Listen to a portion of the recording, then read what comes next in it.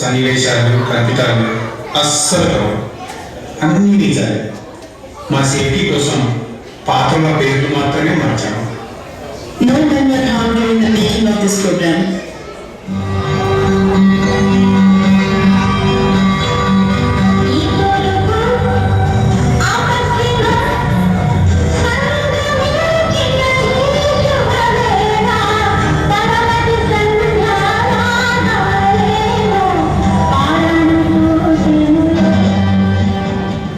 ఏంటండి అంత దీర్ఘంగా ఆలోచిస్తున్నారు?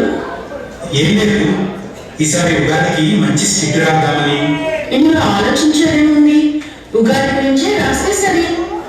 హోసీలు కాలం పెట్ట కాస్త డీటెయిల్గా చెప్పవే. అంతా నేనే చెప్తే మీరు రాసేదేముంది? ఉగాది అంటే కోళ్ళంత తీపి, కాస్తంత పులుపు, పిసరంత చేదు, ఇవన్నీ కలిపేస్తే ఉగాది పచ్చడి.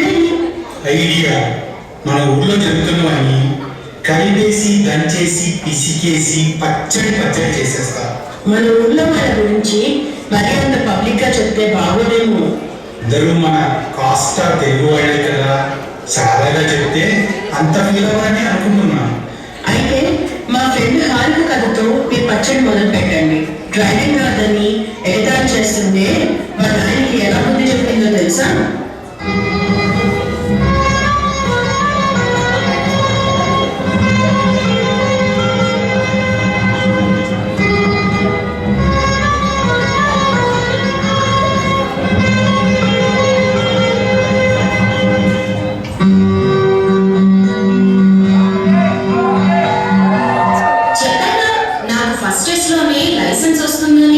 లైఫ్ లో ఎప్పుడు ఎగ్జామ్ లో ఫెయిల్ అవ్వలేదు తెలుసా?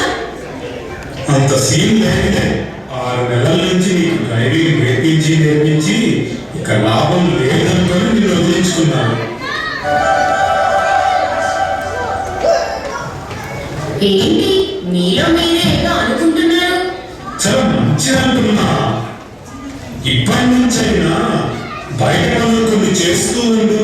సరుకులు తీసుకురావడం, ఇంకో స్కూల్. నాకు తెలియదు మరి. ఇప్పటిదాకా మీరే అన్ని పనులు చేసేస్తున్నట్లు ఇదేమైనా కష్టమైన పని? నా ఎడం చేతి పని. కాంపనీసి ఎడం చేతితోనే డ్రైవింగ్ చేస్తావో ఏమో. ఒళ్ళు దగ్గరగా పెట్టుకొని 2 చేతులతో స్టీరింగ్ పట్టుకొని దృష్టి రోడ్డు మీద పెట్టి సరిగ్గా డ్రైవ్ చేయి. లైసెన్స్ మీద నా ఫోటో ఎంత బాగుందో. నేను చెప్పేది వింటున్నావా? సరేలేండి, రోజు ఇది చెప్తారా?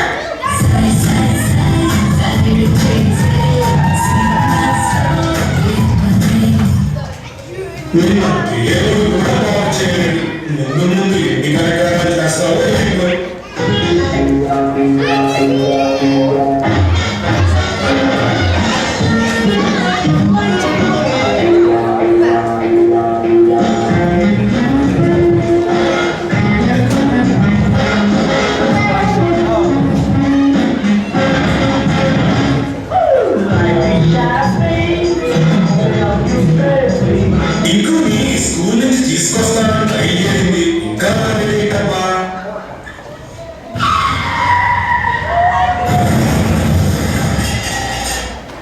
చూసారా, మీకు నా మీద నమ్మకమే లేదు. ఎంత చక్కగా స్కూల్కి వెళ్ళి టింకుని క్షేమంగా ఇంటికి తీసుకొచ్చాను. సరే, ఇంతకీ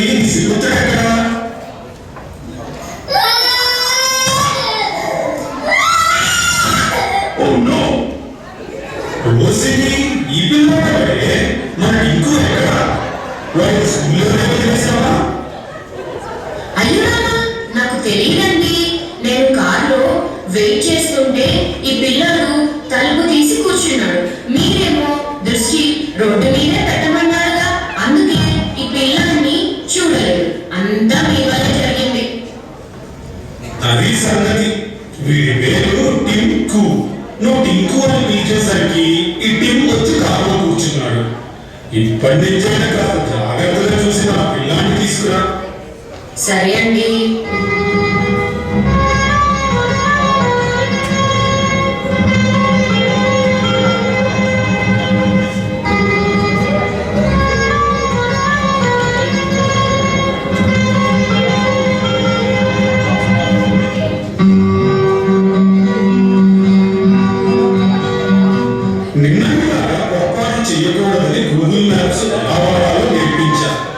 చెప్పింది సరిగా గుర్తు పెట్టుకొని డ్రైవ్ చేయి. కోమాకు నుంచి మంచి కూర తీసుకురా. ఏదో చిన్న చిన్న పొరపాట్లు అవుతాయి, ఇంత పెద్ద రాతాంతం చెయ్యకండి. ఇవాళ చూడండి, అలా వెళ్ళి ఇలా తిరిగి వచ్చేస్తా. చిన్న పొరపాట? ఇక్కడ త్రివిక్రమ్ లెవెల్లో అంతా పడలేక వస్తున్నాం. ఇక బయలుదేరు. బయలుదేరి 2 గంటలు అవుతుంది. ఈ రోజు ఎక్కడ తప్పిపోయిందో.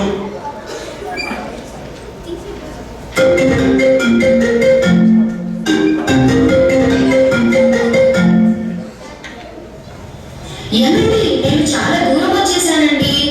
ఎక్కడున్నావు? త్వరగా చెప్పు, నా బీపీ పెరిగిపోతుంది. ఈ ఊరి పేరు పెద్దమంట. డెన్మార్క్ రాజ్యంలోని పెద్దలు ఎలా చెబుతున్నావే? కార్లో కూర్చొని ఫోన్ ఎదురుగా పెట్టుకొని డ్రైవ్ చేస్తున్నానా, మన వీధి చివర టర్న్ రైట్ అంది. మరి ఫోన్ నా ఎదురుగా ఉంది కదా, దాని రైట్ నాకు లెఫ్ట్ కదా, అందుకని లెఫ్ట్ తిరిగేశా. ఇంకేముంది, డెన్మార్క్ అని ఇక్కడ వెళ్ళాను.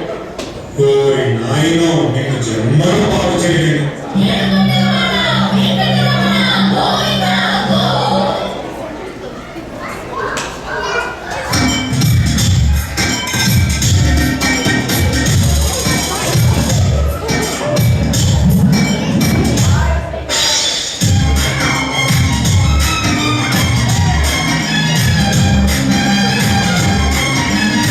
రోజు నా డ్రైవింగ్ లో తప్పులు తీస్తున్నారు.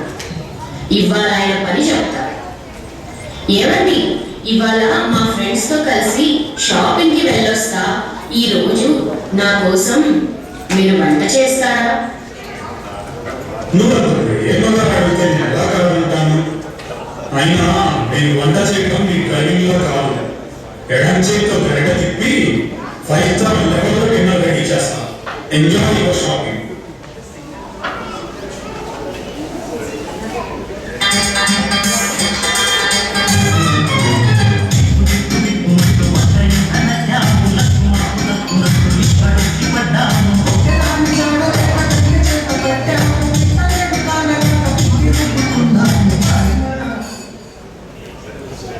చూసావా, నీకోసం ఏమేం చేశాను? బెండకాయ వేపుడు, ముక్కల పులుసు, దోసకాయ పచ్చడి.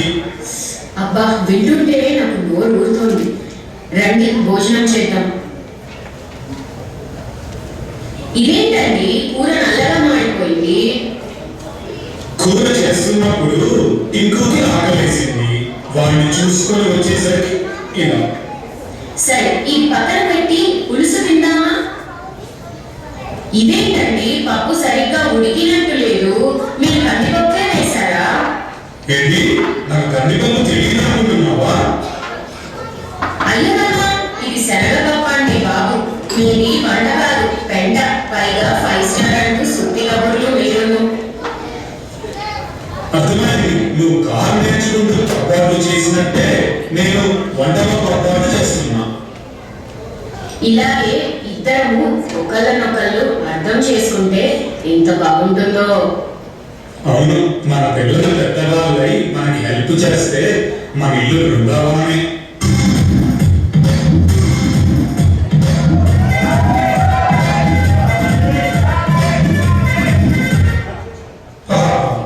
వీడు ఇంకా 100 ఏళ్ళు వెనకబడి ఉన్నారు.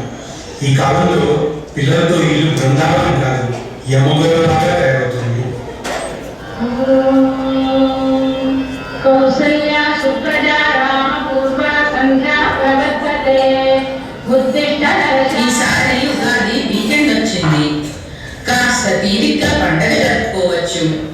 ఏరా పిల్లలు, రేపే ఉగాది, కాస్త మంచాలు దిగొచ్చి ఇల్లు శుభ్రం చేసుకుంటే కాస్త పండగ చేసుకున్నట్టు ఉంటుంది. అబ్బా, వారం అంతా స్కూల్ పనిలో అలసిపోయాం. ఇవాళైనా కాసేపు పడుకోనివా? అవునులే, మా ఇంట్లో ఐన్స్టీన్, మేరీ క్యూరీలు పుట్టారు. అంత తెలివుంటే మన వంటలన్నీ ఆటోమేటిక్ గా చేసేసే మెషిన్ కనిపెట్టచ్చు కదా. పండగ పూట నాకు కాస్త హెల్ప్ అవుతుంది. సరే, 2 నిమిషాలు వస్తాను.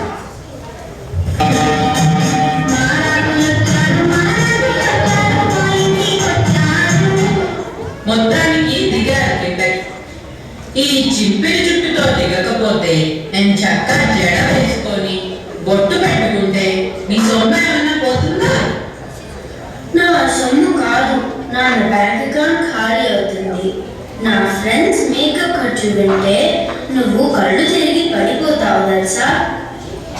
కిషోర్ని చూడు, వాడు కనీసం స్నానం చేసి తల దూకున్నాడు. ఎప్పుడు వాడిని ఏమెచ్చుకుంటావు. రోజంతా ఇంగ్లీష్ పాటలు వింటాడని తెలుగు పాటలు నేర్చుకోమంటే వాడు ఎలాంటి పాటలు వింటున్నాడో తెలుసా. ఇదిగో ఇలాంటిది.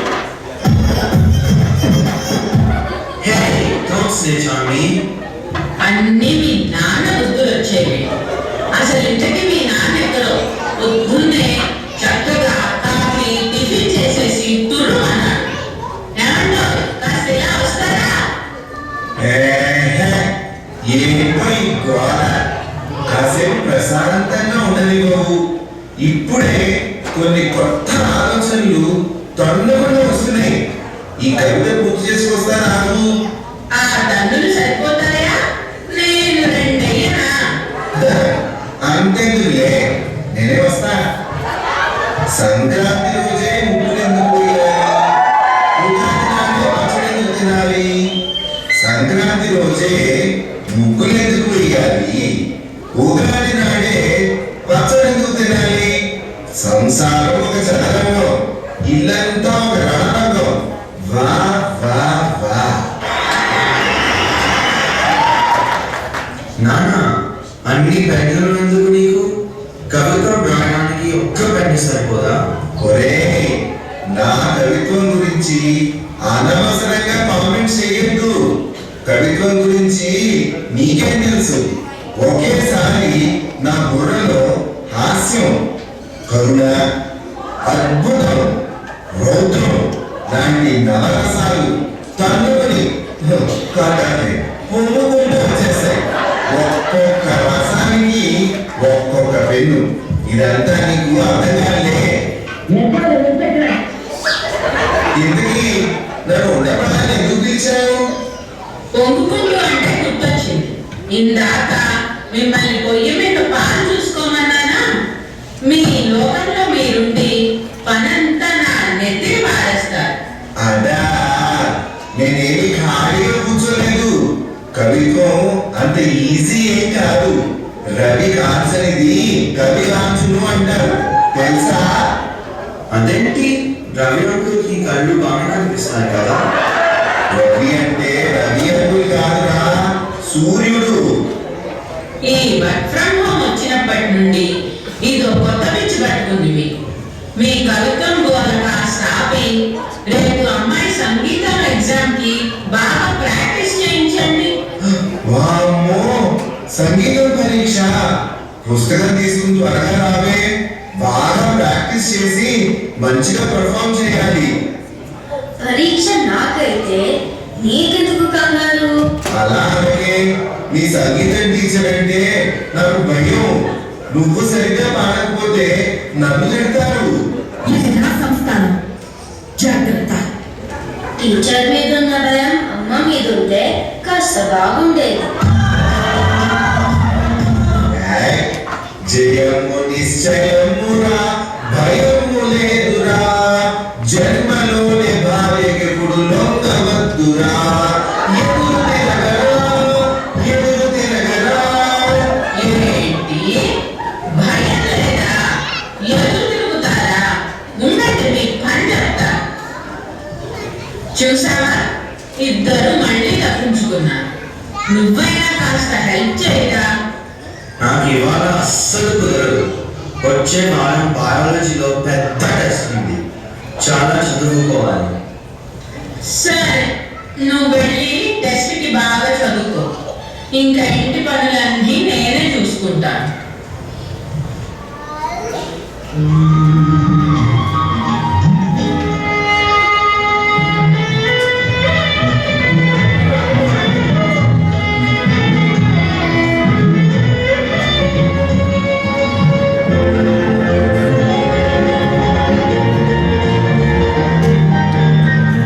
ఒక మాట చెప్తా, ఏమీ అనుకోవద్దు. పండగ పూట నువ్వు చెప్పింది కాదంటానా? ఇంటి పనులు పిల్లల పనులు నేను ఒక్కదాన్నే చూసుకోలేకపోతున్నాను. మీరు కొంచెం పిల్లల్ని చూసుకుంటే నాకు కాస్త తీరిక ఉంటుంది. నువ్వన్నది కరెక్టే. కవిత్వంలో పడిపోయి ఇన్నాళ్ళు ఏమీ పట్టించుకోలేదు. ఇవాళ వాళ్ళతో మాట్లాడతానులే. పిల్లలు కిందకి తినండ్రా. ఇవాళ ఉగాది. చక్కగా స్నానం చేసుకొని ఉగాది పచ్చడి తినండి. అందరము కలిసి గుడికి వెళ్దాం. పిల్లలు, మీరు పెద్దవాళ్ళు అవుతున్నారు. మీ అమ్మ చెప్పినవి విని అర్థం చేసుకుంటే మీకే మంచిది. మన పండగలు సంప్రదాయాలు మీరు పాటిస్తే రేపు మీ పిల్లలకి కూడా చక్కగా నేర్పించవచ్చు. మీరిద్దరు మీ నాన్న చెప్పింది విని చక్కగా మన పద్ధతిలో తయారై వస్తే అందరము కలిసి గుడికి వెళ్దాం. సరే అమ్మా, ఇప్పటి నుంచి మీరు చెప్పింది వింటాం.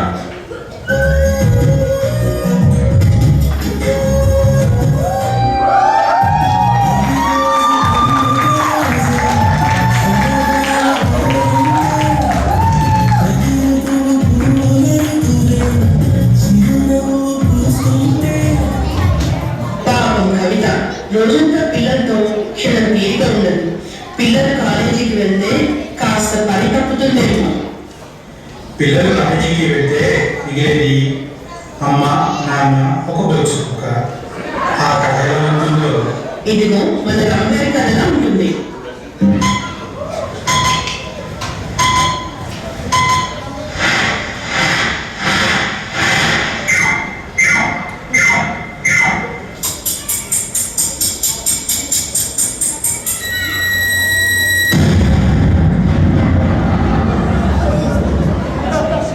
అబ్బబ్బబ్బా, ఇంట్లో ప్రశాంతంగా కూర్చోకుండా మీకు ఈ తిప్పలని ఎందుకండి?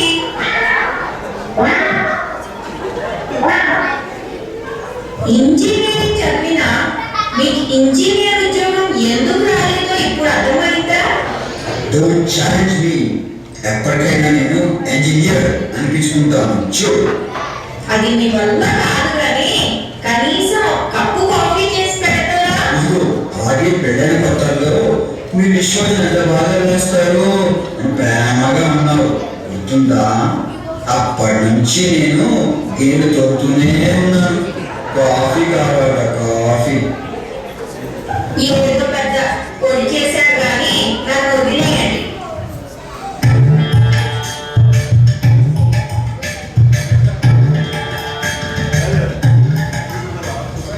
ఏంటి ఫోన్లో పాత ఫోటో చూస్తున్నావా? అదొక్కటే తక్కువ. నా favourite hero Mahesh Babu Europe లో షూటింగ్ చేస్తున్నారట. ఆ ఫోటోస్ చూస్తున్నా. వీడొకడు పానకంలో కూడా కాస్త ఫోన్ పక్కన పెట్టి సరదాగా టీవీలో ఏమైనా చూద్దామా? సర్లేండి, ఇది కాస్త నయం. లేకపోతే మళ్ళీ ఏదో పిచ్చి పని చేసి తలనొప్పి తెచ్చుకుంటారు. ఈ మధ్య మహేష్ బాబు కొత్త సినిమా పైస్తే పిల్లాడు అని వచ్చిందంట. మహేష్ బాబు ఏంటి 62 మాటలు జాగ్రత్తగా రానివ్వండి. మహేష్ బాబుని ఏమన్నా అంటే మా లేడీస్ గ్రూప్ మీ ముందు ధర్నా చేస్తాం. అంతకన్నా మహేష్ బాబు పాత చింతకాయ పచ్చడే. ఆ, మీరేం లేక బెండకాయ కాదు. ఇది రివర్స్ అయింది. పాపం మన రాకీని చూడు ఎలా దీనంగా కూర్చున్నాడు. వాడిని కాస్త వాకింగ్ తీసుకెళ్ళచ్చు కదా. మీ ప్లాన్ నాకు తెలీదా? నేను అలా వెళ్ళగానే మీ బియర్ క్లబ్ వాళ్ళతో శుభ్రంగా తాగుతూ కూర్చోవాలనే కదా. పిచ్చిదనా, బెల్లం లేకపోతే పండగ లేదు, బియ్యం లేకపోతే బతుకే లేదు. ఆఖరి మీ తాగుడు గోల. ఇంతకీ ఉగాది వస్తోంది, పిల్లల్ని పిలుద్దామండి. ఎక్కడో దూరంగా ఉన్న వాళ్ళని ఇబ్బంది పెట్టద్దు. ఏం మన ఇద్దరం ఉన్నాం కదా. చాలండి, నాకు వంటింట్లో బోల్డని పనులున్నాయి. ఎప్పుడైనా కాస్త సహాయం చేశారా? నా ఫ్రెండ్ భాగ్యవాళ్ళ ఆయన్ని చూడండి. భాగ్య పులిహోర చేస్తుంటే వాళ్ళ ఆయన ఎంత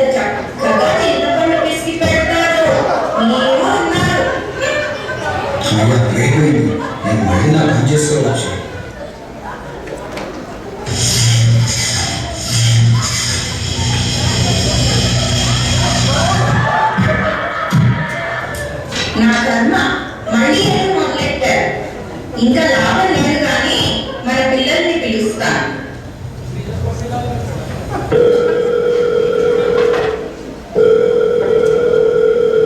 ఒరేయ్, మీ నాన్న ఇక్కడ ఒక్కడే ఉండలేకపోతున్నాడు. ఈసారి ఉగాదికి ఇంటికి వస్తావా? అమ్మా, నాకు రాను కుదరదు. కాలేజ్లో బాగా బిజీగా ఉంది. ఈసారి సమ్మర్లోనే కలుద్దాం. పోలేవే, మన అమ్మాయి నా మాట కాదందు. దాన్ని ఇప్పుడే ఫోన్ చేస్తా.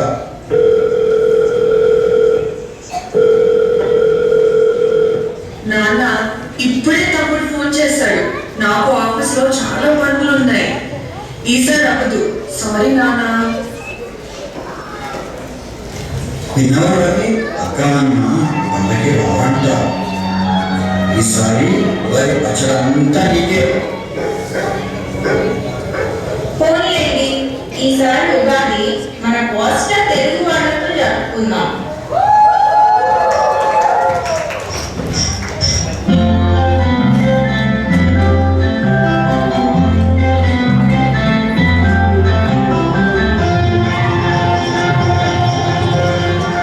రండి, ఉగాది పచ్చడి తీసుకోండి.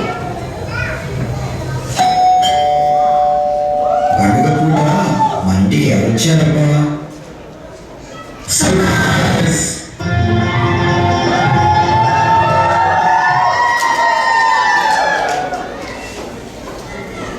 చూసారా రాకీ, అక్క అన్న వచ్చారు. చిన్నప్పటిలాగే ఉగాది అందరితో జరుపుకుందామని ఎప్పుడో అనుకున్నాం.